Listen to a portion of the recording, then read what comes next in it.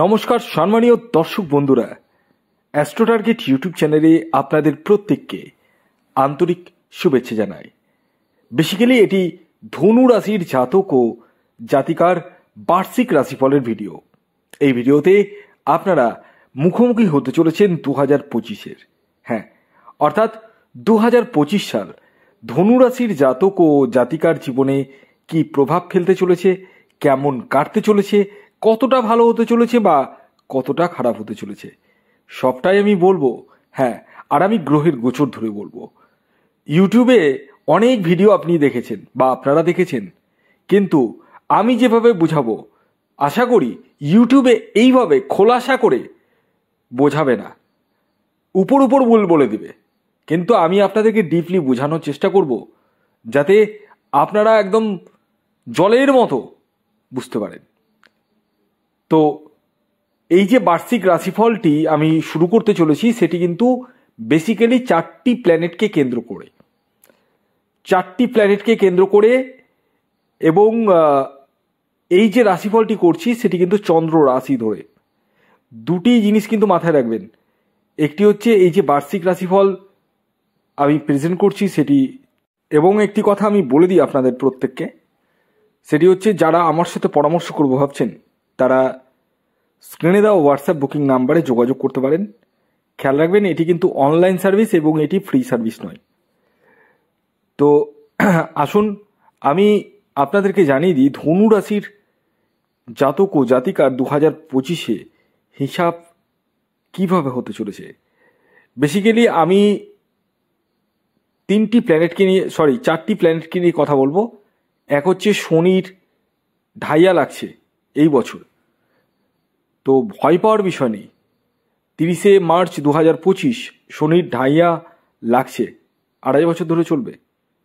এই যে 2.5টা বছর আপনাদের কেমন কাটবে সেটা তো পরপর বছর হিসাবে বলবো, কিন্তু এই বছরটা কেমন কাটবে সেটি আপনি জানবেন। এছাড়াও বৃহস্পতি ট্রানজিট করতে চলেছে এবং রাহু ও কেতুও ট্রানজিট করছে। তো এই তিনটা বিগ প্ল্যানেট যে ট্রানজিট করছে তার একটা পজিটিভ এবং নেগেটিভ দুটোই এফেক্ট কিন্তু পাবেন। হিসাব হবে এবার ধনুরাশির জাতক ও জাতিকারদের হিসাব হবে। তো কি হবে সবটাই আমি এক এক করে তুলে ধরার চেষ্টা করছি। তো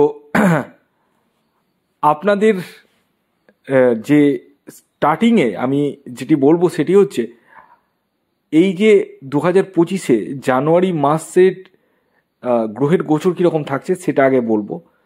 তারপর আমি বৃহস্পতি গ্রহকে নিয়ে বলবো, ট্রানজিট করছে, রাহু গ্রহকে নিয়ে বলবো এবং শনি গ্রহকে নিয়ে বলবো। তো আমি এক এক করে সবটাই শুরু করছি। তো আপনাদের রাশি হচ্ছে ধনু, আর আপনাদের রাশির অধিপতি গ্রহই তো বৃহস্পতি, জানেন। আর এই বৃহস্পতি 6th হাউসে বসে রয়েছে, শনি ও শুক্র রয়েছে একত্রে 3rd হাউসে, মঙ্গল গ্রহ রয়েছে 8মে, বুধ গ্রহ রয়েছে 12th হাউসে, কেতু রয়েছে 10ম স্থানে। এটি কিন্তু জানুয়ারি মাসের চার্ট। এখানে শনি ট্রানজিট করছে, বৃহস্পতি ট্রানজিট করছে, রাহু কেতুও ট্রানজিট করছে, এবং এই ট্রানজিট করার আগে এবং পরে কি হতে পারে আমি এক এক করে যাচ্ছি। প্রথমে আমি শুভ গ্রহ এবং আপনাদের রাশির অধিপতি গ্রহ বৃহস্পতি ট্রানজিট করছে 15ই মে 7th হাউসে যাচ্ছে, আর 15ই মের আগে পর্যন্ত 6th হাউসে থাকছে। তো এই যে আগে এবং পরে কি ঘটনা ঘটতে পারে সেটি আমি আপনাদেরকে তুলে ধরার চেষ্টা করছি। 15ই মের আগে পর্যন্ত দেবগুরু বৃহস্পতি থাকছে 6th হাউসে। ভালো করে শুনবেন, এই 6th হাউস কুণ্ডলীর কিন্তু শুভ ঘর নয়। কোন ঘর দেখায়? অশুভ ঘর যদি হয় সেটা কি দেখায়? অ্যাকচুয়ালি 6th হাউস থেকে মেন 3টি জিনিস দেখায়। এক হচ্ছে রোগ, দ্বিতীয় হচ্ছে ঋণ, তৃতীয় হচ্ছে শত্রুতা, এছাড়াও কোর্ট কেস। ধনুরাশির প্রতিটি জাতক ও জাতিকা বর্তমান পজিশনে কিন্তু অনেকটাই ডিপ্রেশনে রয়েছে, বিভিন্ন রকম। কারো দেখা গেল ঋণ হয়ে গেছে প্রচুর, কারো কোর্ট কেস চলছে। হতেই হবে। কারো শত্রুতা প্রচুর, কেউ রোগে ভুগছে, বিভিন্ন রকম ডক্টরের বদ্ধ করতে করতে খরচা হচ্ছে, হতেই হবে, মানসিক ডিপ্রেশন আসবেই। দেবগুরু বৃহস্পতি 6th হাউসে যতদিন বসে থাকবে 15ই মে পর্যন্ত, ততদিন পর্যন্ত কিন্তু সমস্যা থাকবে। রোগ, ঋণ, শত্রুতা এগুলো কিন্তু বাড়বে, কমবে না। এবার দেখা যায় যদি আপনার নিজের ব্যক্তিগত জন্মছকে বৃহস্পতির পজিশন খুবই শুভ, অতীব মাত্রা শুভ, তখন কিন্তু এতটা মানে এক্সট্রিম পর্যায়ে হবে না, তবে কিছু পরিমাণে হবে, কিছুটা অ্যাংজাইটি, কিছুটা টেনশন আসবে। কিন্তু কিন্তু কিন্তু 15ই মে 2025 দেবগুরু বৃহস্পতি আসতে চলেছে 7th হাউসে। এটাই হলো আসল বদল। এবার কিন্তু উল্টো মোশনে কিন্তু ঘুরবে সবকিছু। দেবগুরু বৃহস্পতি 7th হাউসে বসে 1st হাউসে দৃষ্টি পড়বে। একটা কথা বলে দিই, দেবগুরু বৃহস্পতি যে ঘরে বসে সেই ঘরকে তো শুভ করে, নো ডাউট, কিন্তু তার থেকে অতীব মাত্রায় শুভ করে যে যে ঘরে দৃষ্টি দেয়। অ্যাকচুয়ালি যে যে ঘরে দৃষ্টি দেয় সেই ঘরকে শুভ করে, এটা বলাটা যদিও একটু ভুল হবে, সেই ঘরকে অ্যাকচুয়ালি অ্যাক্টিভেট করে দেয়। এখন যদি 6th হাউসে দৃষ্টি পড়তো তো 6th হাউসকে অ্যাক্টিভেট করে দিত, তা রোগ, ঋণ, শত্রুতা বাড়িয়ে দিত। 1st হাউসে দৃষ্টি পড়ছে 7th হাউসে বসে, তো তখন কি হয়ে গেল, আপনাদের মধ্যে যে কনফিডেন্স লেভেল ছিল না, যে কোনো কাজে কনফিডেন্স বা আপনি আপনার যোগ্যতা অনুযায়ী মর্যাদা পাচ্ছেন না, সেই জায়গাটা কিন্তু বাড়িয়ে দেবে, এটা ডেফিনেটলি আনবে।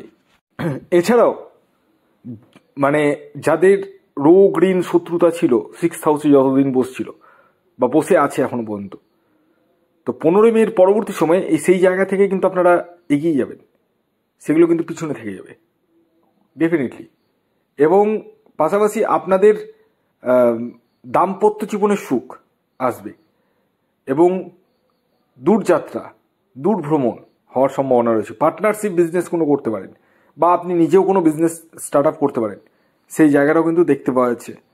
পাশাপাশি আরেকটি কথা আমি বলে দিই আপনাদেরকে, ধনুরাশির জাতক ও জাতিকাদের বিবাহের চরম মানে সুযোগ আসতে চলেছে 15ই মের পরবর্তী সময়, আপনারা তৈরি থাকুন।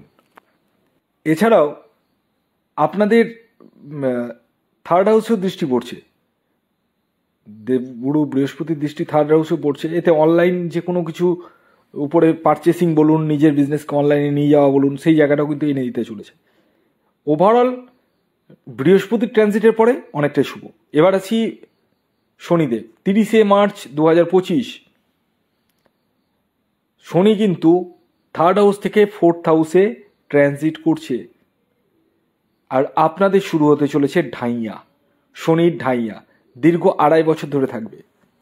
শনির ঢাইয়া নিয়ে অনেকেই অনেক ভয় দেখায়, আমি আপনাদেরকে কোনো ভয় দেখাবো না, মানে বাস্তব কথাটা বলবো। বাস্তব কি জানেন, শনির ঢাইয়া হওয়া মানে আপনাদের মধ্যে রেসপন্সিবিলিটিটা বেড়ে যাবে, এটাই বাস্তব কথা। মানে কোনো কিছুর উপর দায়িত্ব, এই যে আপনি একটু আইএসে ছিলেন, সেই আইএসটা আর থাকবে না, এখন পরিশ্রম করতে হবে এবং আপনাদের মধ্যে কোনো কিছু চেঞ্জিং করার ইচ্ছে জন্মাবে। জব করছেন, না জবটা আমার ভালো লাগছে না, আমি অন্য জব করব, চেঞ্জ। বিজনেস করছেন, না এই বিজনেসটা আর ভালো লাগছে না, চেঞ্জ করব। এই জায়গাটাও কিন্তু দেখা যাচ্ছে। মায়ের মানে মাকে নিয়ে চিন্তা, ঘর পরিবার নিয়ে চিন্তা হওয়ার কিন্তু সম্ভাবনা রয়েছে। দেখা গেল আপনাকে কর্মসূত্রে দূরে কোথাও চলে যেতে হলো, কারণ শনির ঢাইয়া বলুন, সাড়ে সাথী বলুন, প্রতিটা ক্ষেত্রে কিন্তু শর্ট ট্রাভেলস করায় শনি, এটা করায়। তো দেখা গেল আপনার কর্মসূত্রে দূরে যেতে হচ্ছে, তখন সেক্ষেত্রে আপনার বাড়ির প্রতি একটা চিন্তা থেকে যাবে, মায়ের প্রতি একটা চিন্তা, টেনশন, অ্যাংজাইটি এগুলো আসবে। তো এদিকে যদি খারাপ যদিও বা না, কিন্তু আপনাদের মানে যে আইএসএ কাজ করছিলেন সেটা কিন্তু হবে না। আপনারা যদি বলেন আমি একটা ডেডিকেটেড ভিডিও আনবো ধনুরাশির ঢাইয়া নিয়ে, সেটা আপনাদেরকে কমেন্টস বক্সে জানাতে হবে। তো ওভারঅল ঢাইয়ার জায়গাটা মানে আমি এক্সপ্লেন করে তখনই বুঝাবো। ওভারঅল কিন্তু খারাপ না। এবার আসি রাহু কেতু। রাহু ও কেতু ট্রানজিট 18ই মে ট্রানজিট করছে। রাহু রয়েছে 4th হাউসে 18ই মের আগে পর্যন্ত, ট্রানজিট করে 3rd হাউসে যাবে। আর কেতু রয়েছে 10th হাউসে, ট্রানজিট করে কোথায় যাবে? 9th হাউসে। রাহু কেতু কিন্তু উল্টো দিকে চলে, তো এই জায়গাটা আসবে। এবং এই যে রাহু কেতুর ট্রানজিট অতীব মাত্রায় শুভ আপনাদের জন্য। 18ই মের আগে পর্যন্ত ভালো করে শুনুন, রাহু কিন্তু কিছু কিছু প্রবলেম, কিন্তু 18ই মের পরবর্তী সময়ে আপনাদের সুখ সুবিধার জায়গাগুলো কিন্তু যথেষ্ট বৃদ্ধি করবে এবং আপনাদের মধ্যে টেনশনের জায়গাটা অনেকটাই কমবে এবং ভাগ্যের সাপোর্ট যথেষ্ট পরিমাণে পাবেন। কোনো কিছু বড় কিছু চিন্তা ভাবনা করেছেন, বিশাল বড় কিছু, সেই জায়গাটায় অ্যাচিভমেন্ট কিন্তু আনবে। তো ওভারঅল যদি বলা যায় 2025-এ কিন্তু ধনুরাশির অনেকটাই শুভ রয়েছে, কিছু কিছু জায়গায় সমস্যা রয়েছে, বাকিটা নির্ভর করবে আপনার ব্যক্তিগত জন্মছকের উপর।